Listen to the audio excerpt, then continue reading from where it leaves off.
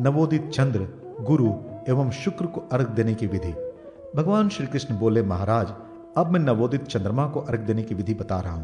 प्रति मास शुक्ल पक्ष की द्वितीया को प्रदोष काल के समय भूमि पर गोबर का एक मंडल बनाकर उसमें रोहिणी सहित चंद्रमा की प्रतिमा को स्थापित करके श्वेत चंदन, श्वेत पुष्प, अक्षत, धूप, दीप, अनेक प्रकार के फल, नैवेद्य, दही, श्वेत वस्त्र तथा दुर्वांकुर आदि से उनका पूजन करे और मंत्र से चंद्रमा को अर्घ प्रदान करे। जो व्यक्ति इस विधि से चंद्रमा को प्रति मास अर्घ देता है उससे पुत्र, पौत्र, धन, पशु, आरोग्य आदि की प्राप्ति होती है तथा 100 वर्ष तक सुख भोग कर अंत में वह चंद्रलोक को और फिर मोक्ष को प्राप्त करता है।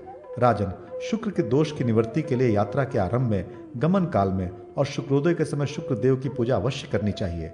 शुक्र की पूजन विधि को मैं बतला रहा हूँ, उसे आप ध्यान पूर्वक सुने।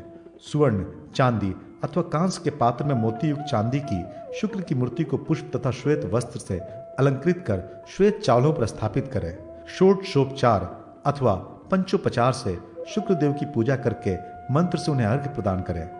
तदनंतर प्रणाम पूर्वक मूर्ति को विसर्जित कर स्वत्सा गौ के साथ वह प्रतिमा तथा अन्य सभी सामग्री ब्राह्मण को दे दे।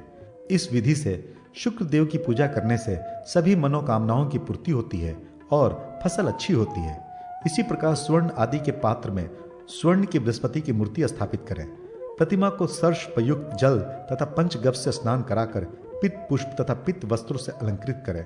अनंतर विविध उपचारों से उनका पूजन कर अर्घ प्रदान कर घी से हवन करें। स्वत्सा गौ के साथ वह बृहस्पति की मूर्ति दक्षिणा सहित ब्राह्मण को दान कर दे। यात्रा काल, बृहस्पति की संक्रांति और उनके उदय के समय जो इनका पूजन करता है उसके सभी मनोरथ पूर्ण हो जाते हैं। शुक्र तथा बृहस्पति का इस विधि से पूजन करने से पूजक के घर में उनका दोष नहीं होता।